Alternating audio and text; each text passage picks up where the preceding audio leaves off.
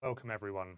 I'm excited to have you here for today's session on maximizing revenue with email automation and AI. We're going to dive into some of the most impactful automations that e-commerce businesses and other businesses should be leveraging. The goal is to help you recover lost revenue, retain more customers, and drive sustainable growth. So welcome to the first of our Activate Insider sessions. There's going to be 6 webinars over the next 6 months. You can see each one of the webinars on the screen here. I've checked the guest list before I've joined, and I think I know about 60 or 70% of you that are actually joining today. So if you already know me, hello. If you do not know me, my name is Jack. I'm Head of Customer Experience here at SpotlerUK. My goal is to help you improve your Activate usage. Each one of these sessions will be around 30 minutes. And as you can see, my email address is on the screen. So if you want to contact me directly about anything that we discussed today, or you want to push your Activate usage to the next level, please make sure to reach out to me. To give you an understanding of how I've approached these, I've gone through every single Activate account that SpotlerUK has set up. And I've health scored it based on what some customers are doing, what other customers aren't doing. I've looked at the complexity of the automations set up in some accounts and some of the more basic automations set up in the others. And what I want to be able to go through with you today is how to take either a basic automation and improve it, or how to maximize things like your marketing budget or your spend using really quick and easy methods within Activate.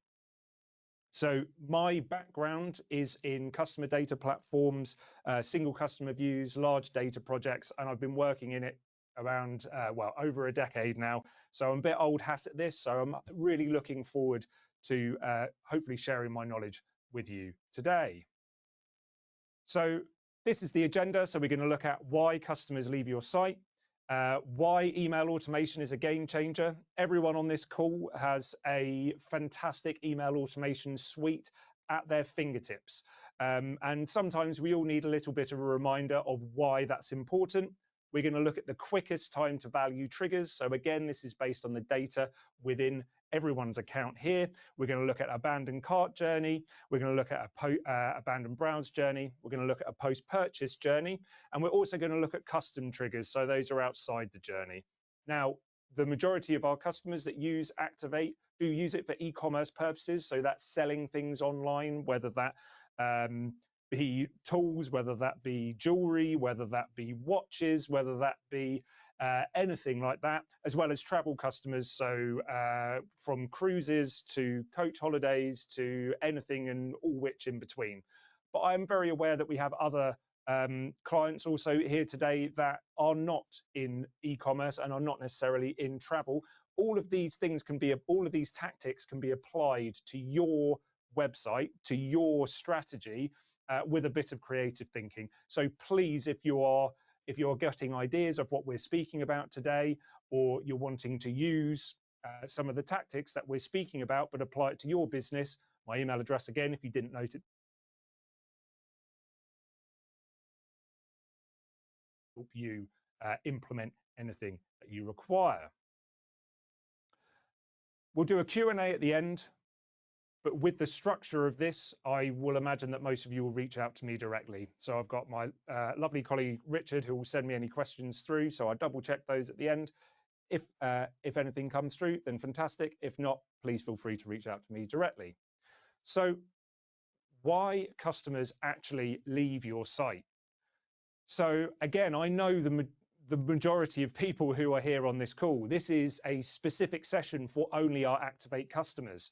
So I also know with that there are a lot of you who spend thousands. And when I say thousands, I'm talking 10, 15, 20, 30,000 pounds a month driving traffic to your website.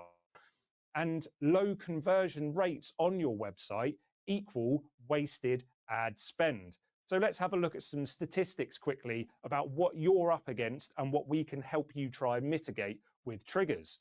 So lack of personalization being the first one. So 71% of customers expect personalized interactions. So that be things like website recommendations, that could be personalized pop-ups based for them, that could be recommending the right products for them, it could be personalizing their experience as they land on the site.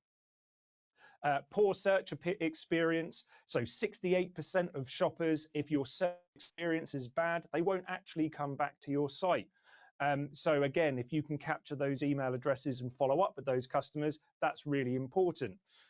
Complex checkouts. So back in 2014, when I first started looking at software with this types of capability, there was a lot of reticence around actually implementing these things. But the biggest cause of drop-off at that time was complicated checkouts. And checkouts have got much better over the years. So that only accounts for 17% of the abandons.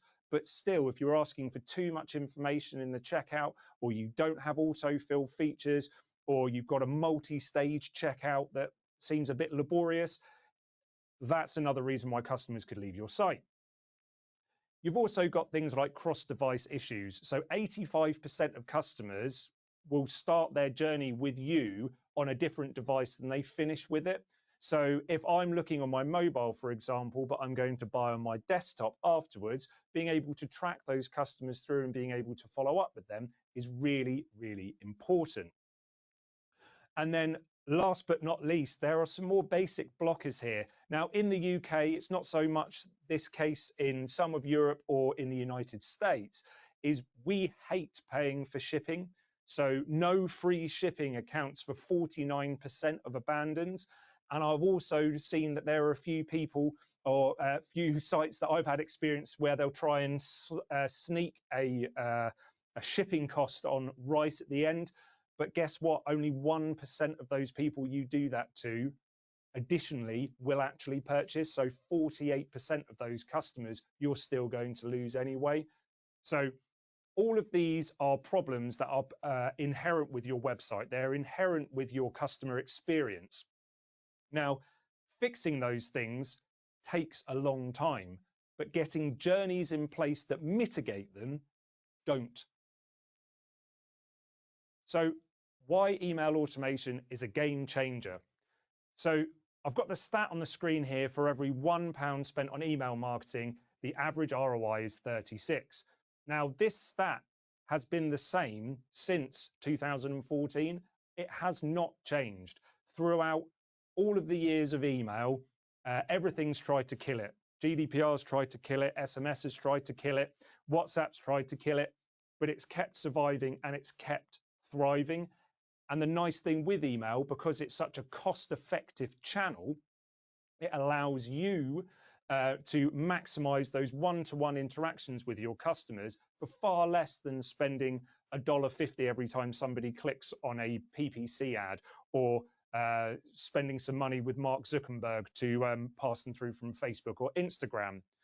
So to give you an example of why automation is so powerful over, say, standard bulk campaigns. So for one, you're going to get higher conversions. So automated emails drive around 119% higher click rates than regular campaigns. It also saves you up to 30% of your marketing time. So once you've got these things set up, yes, there's a bit of front-loaded effort, but they're set and forget. You get them set up and you leave them doing their magic in the background.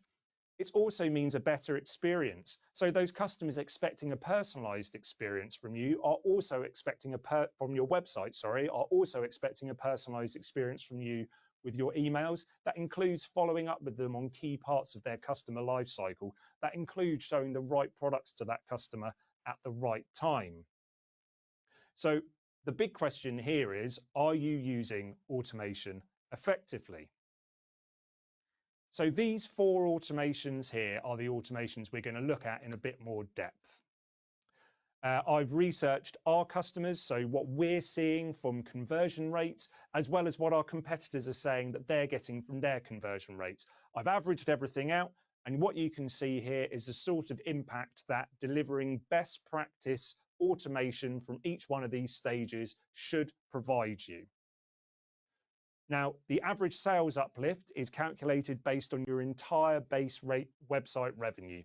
So That's not necessarily your revenue uplift for email. If you're doing these automations properly, you should see around that per stage for your entire commerce.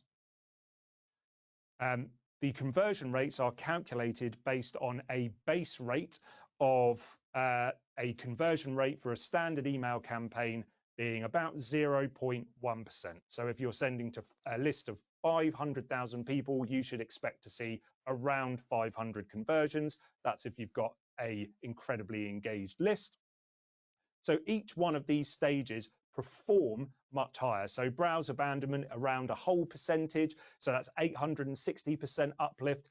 Cart abandonment. So some of our competitors are claiming well over 10% conversion, but usually we'll see between kind of 3 to 10%.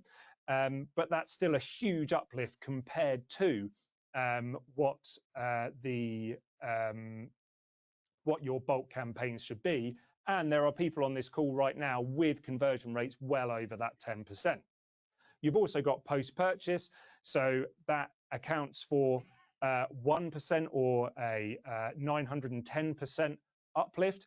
Now, interestingly enough, it was the competitor analysis that brought this conversion rate down, as in my experience, post-purchase emails not only cure the biggest bane of most e-commerce websites, so that's single purchase syndrome, where everyone you spend all that money driving to your website only purchases once, they also tend to convert really high. So people are so engaged with you. They've just given you something really personal about themselves, their credit card information. So therefore, they're incredibly engaged with you in that brand.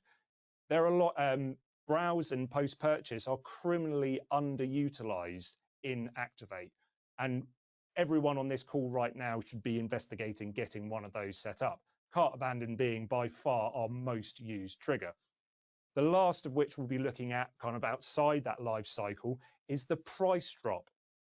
So the reason why I've chosen price drop over other out of life cycle triggers is as long as you're sending us a product feed, it's incredibly easy for you to get this set up.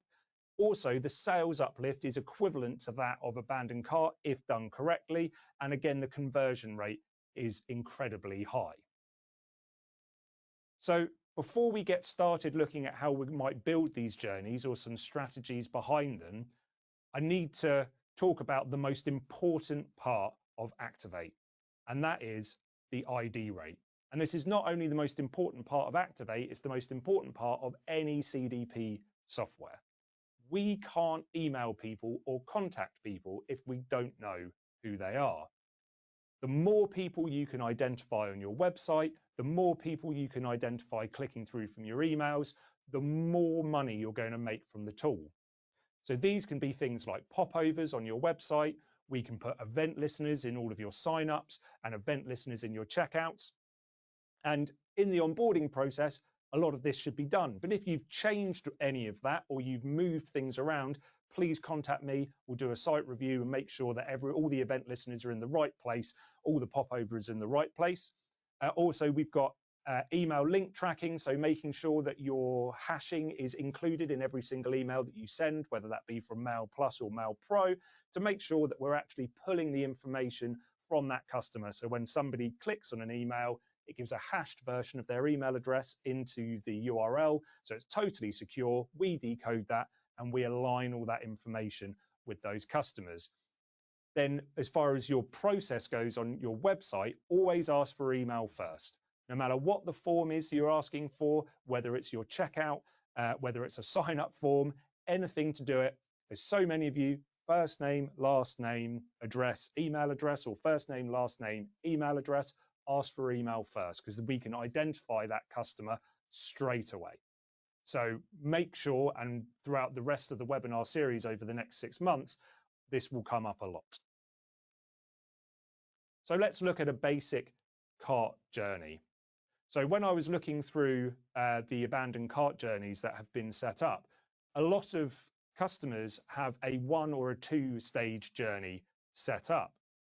Now, in order to get towards that 8% uplift that we're looking at, we're going to need at least a 3-stage journey. If you've only got a 1-stage trigger set up at the moment, the timing of that trigger is absolutely crucial.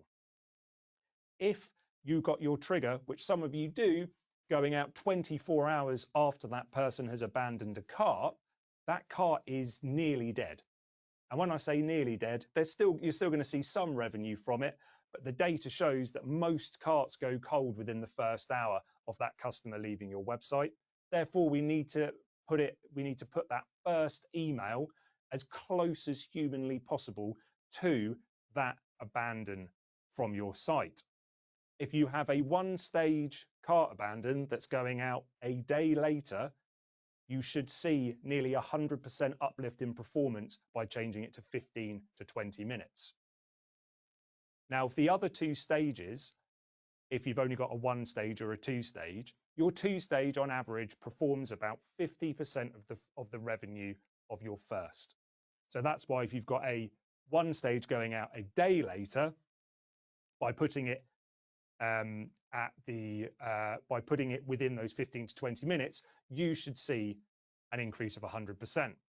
Your third email going out 3 days after the first also will show you about 50% revenue of the second. So you can expect a 75% uplift if you have if you only have a one stage trigger going out within 15 to 20 minutes by adding the second two triggers.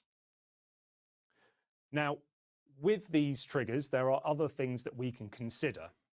So if I show you a live version of how this should actually look on your site. So the first thing we need to do is make sure that they haven't purchased. So somebody has raised that event. Have they actually purchased? If they haven't purchased, then we've got the first email going out there. We've then got an event check to see if they've purchased again. Now, this is one of the key parts of the abandoned cart journey, because it allows you to get a little bit more creative with that customer. For the third email, if you're wanting to improve the conversion rate of that towards more the second email, adding a discount in your third email is a really easy way to do that. And you can do that within this structure with no other checks, because you're just checking to see if that customer has purchased or not. Therefore, if you've got a one-stage trigger and you're doing it 24 hours after they've abandoned, put it as close to the abandon as humanly possible and add the 2 extra triggers, and you're going to get a huge improvement from your cart abandon. If you've got a 2-stage trigger and already set up and the timings on it are perfect, adding that third will increase that revenue further.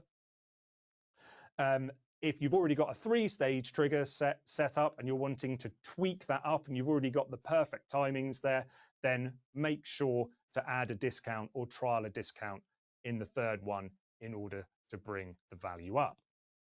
Now, if we want to get a little bit smarter here, here's an example of more of an advanced flow. Now, within Activate, you can create audiences and make decisions based on who those customers are and what they're doing. Now, for any brand who is working around generating strict revenue from their site, the easiest way to do that is always going to be via that customer's purchase data, because it's cut and dry. Demographic data and other data around customers are great, but their purchase data tells you, I'd say 60% of everything you need to know about those customers. Now, there's a lot of guesswork that comes into that as well. So adding something like predictive AI here allows you to maximize your ad spend by not sending low customer lifetime value customers to more expensive channels, but it also allows you to talk to your customers in a personalized way. Just because they've done something in the past doesn't mean they're going to do that in the future. Our predictive AI will look at everything that customer has done in the past and then extrapolate it out to decide what that customer will be worth to you in the future. Therefore, a customer who has bought once, who shows all of the right signs of becoming your best customer, will be treated like a best customer, as well as your best customers, where a new purchaser who has exhibited all of the signs of a low performing customer would be then seen as a low performing customer. Now, the way we've structured this journey here is in the same way. So we're checking 15 minutes afterwards, but the first thing we're going to check is if they're a prospect or not. Now, if that customer's a prospect, you've spent loads of money pushing that customer to your site, but they haven't given you anything in return yet. Therefore, what you might want to send to that customer instantly is some description of discount in order to get them over the line. You're then probably going to want to add them to an audience in Facebook or Google in order to retarget them, because we're going to want to push them back to the site in order to actually get them to convert. We're then going to add another audience check here to then check what the probability of that customer being a high value customer is. If the probability is high, we're going to change tack slightly. Now, we don't necessarily have to do a WhatsApp conversation or an SMS conversation with that customer, though if you're in travel or have high value goods, so high average order values, having a WhatsApp conversation with those customers about their goals with you as a brand will allow you to push that value of that customer further. We're then going to do another audience check here as well, and we're going to check to see if they are average or low customer lifetime value. We're going to group them together for simplicity here, though you can change those out. What we're going to do is we're going to send them on a standard abandoned cart journey with no discounts associated to it. And then we're also going to create a segment of these customers in our Mail Plus or Mail Pro account, so we can follow up with those customers via email, the cheapest method for you to talk to those customers in order to nurture them from there. Because I don't feel like we should be ignoring these customers, but we've got to make sure that we're using our ad spend effectively. So what does this actually look like in practice? So don't worry, after this, everyone's going to get the slides. And if you want any help building these journeys or doing anything like that, then absolutely we can do this. So with the first thing we're checking again is if they've purchased. You've got the audience checks. You've then got the emails going out. You've still got the purchase checks. So you're still building it in that same structure as the 3-stage cart journey, but we're just doing audience checks before to make sure they're in the correct audience for those customers. Again, if you're needing help building those audiences, let me know. More than happy to talk that through with you as well. Now, browse abandon, according to my data, is massively overlooked, with about 90% of our customers not using this. So this is potentially your biggest win if you're on this call and you're thinking, well, what's the easiest thing that I could possibly take from this? And this is creating a browse abandon email. Now, what a browse abandon does is it's taking that customer before they make it to the cart. So the purchase intent is lower. So you're going to want to soften your tones when you're speaking to those customers because they've not given you necessarily 100% buying signals. As you can see, what we've done is we've done a rinse and repeat version of the abandoned cart. But what we've done is we've still sent the first email within the first hour, but in order to soften that follow-up, we've extended the time to 30 minutes. We've also softened the language in each one of the emails, and we're going to want to add a check-in to see if they've purchased or added to cart. Because if they go back to the site and add to cart, we don't want them to be on the abandoned browse journey anymore. We want them on the more aggressive or the more exciting abandoned cart journey. So anyone here who doesn't have an abandoned browse set up, it should look incredibly similar to the 3-stage abandoned cart, and it should perform in a similar way, but you will expect a lower return from it than your abandoned cart emails.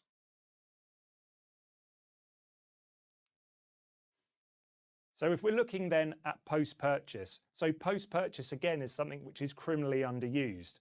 Now, in my time working with customers to drive their revenue forward, I've done several analyses and built several RFM models for customers. One of the most common things, and it's seen more often than not, is that everyone only purchases once. Now, if everyone only purchases once, and when I say that, that could be 80 to 90, I've seen up to 98% of people's entire orders are only single purchases. So we've really got to make sure that you're pushing that second purchase. So the first thing we're going to check here is that customer a first-time buyer? So I have a feeling the reason why this the post-purchase in Activate is being underused is because people's e-commerce systems or CMSs are taking care of those. Oh, we've sent that customer a receipt. We've sent them those details over. What we need to do here is ramp up some marketing to them or get those messages out as quickly as possible. It doesn't matter if they receive their receipt and a marketing email at the same time. We need to make sure that these emails are going out to these customers. These are incredibly high intent.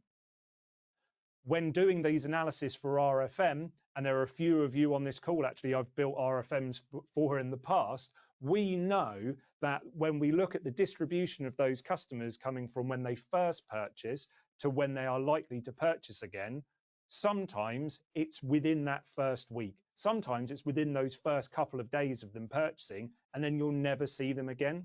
So it's really important that we're getting a message out as soon as possible. If they are an existing customer, again, what we have in Activate is an understanding of everything that customer has purchased. So using personalization in those emails to recommend the right products to them to do the right things, absolutely spot on. Now, again, this should look incredibly similar to the other journeys. I've built a real basic one here. All we've got is that audience check here to check if they're a first-time purchaser. If the answer is yes, then they get the second purchase discount. If the answer is no, they don't. Now, the very similar to the abandoned cart journey using the AI, we can apply here as well. So again, if you've built that AI abandoned cart journey, you can literally copy it, change the event, and change the content associated to those. So the first thing we're going to want to check again, are they a first-time buyer? If they are, we might want to add them to that audience. We're going to want to retarget them. We're going to want to trigger that discount to them.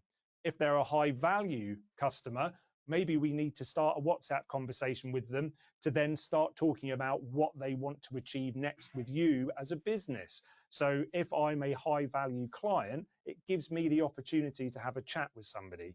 If, for example, because I'm very aware that we have a few companies here who sell a lot of items every day.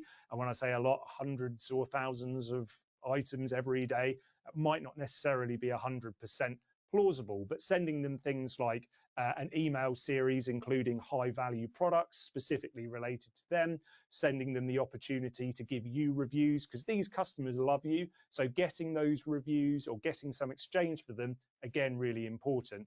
And again, those low or mid-value customers, adding them to that audience and sending to them manually. Again, this looks exactly the same as the abandoned cart journey. We've got the purchase, we've got the event check to see if they purchased or not. We are double event checking because we're efficient marketers and we are using that same journey there. So we're literally just copying it. We're going to change the content, we're going to change the retargeting audiences, and we're going to make sure that we're using that to the absolute maximum. So the last journey here we're going to look at is the price drop journey. So I mentioned before, the reason why I chose this journey is as long as you're sending us a product feed, there's no more events that need to go on your site. There's no more data that you actually need to send us. This can be something that you can set up in your account right now. Now, what we want to do here is have an instant check to see if the price has changed. Now, a lot of the best practice dictates around here, the price normally has to change by about 20%, and then you send the trigger. I disagree with that. I think that following up with those customers with small price changes are equally as impactful as large ones, and it gives you the additional opportunity to speak to those customers. So the example I've got in here is 5%, which should be absolutely fine. But remember, the customer's looking for the price to go down. It doesn't have to go down by half in order to make it something worth talking to that customer about.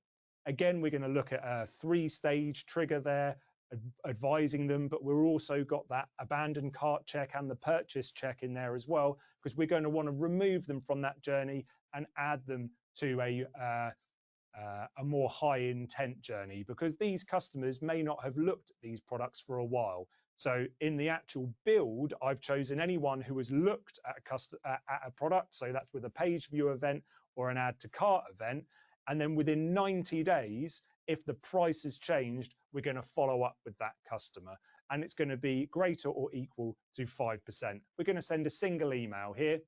Again, with the other journeys, adding those extra emails with those extra touch points allows it to be really easy and quick for you to get set up. and we want to take those into consideration.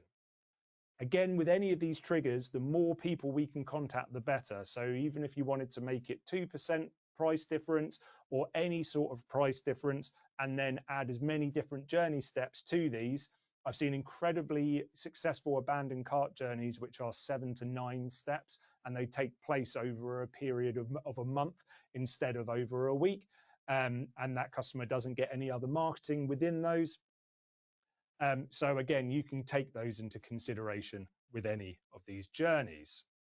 Now, I've included a list of the best trigger journeys that you could set up with their expected sales uplift and the estimated conversion rate increase. Now, remember, the conversion rate increase is calculated off of a standard campaign. So whatever you're getting for your standard bulk mailing campaigns, these are the types of conversion rate increases you should see for each one of these.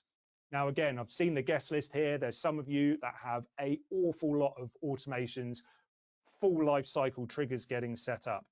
Adding those AI steps to it allows you to maximize that budget.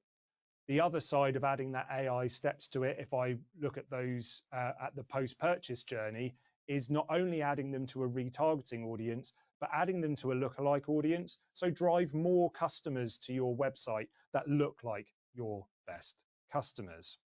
So the key takeaways, so I'm slightly over, I apologize. I wanted to keep it around 30 minutes, running in about 34.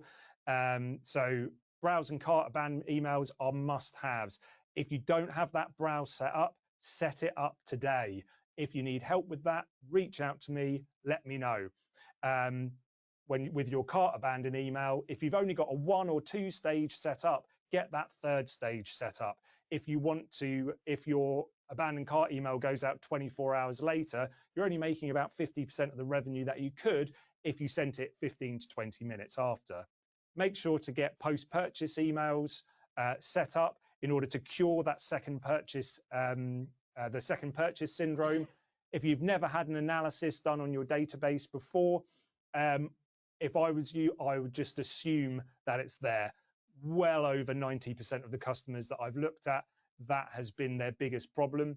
So I can say with some confidence, if you've never looked at that before, that's something definitely worth doing.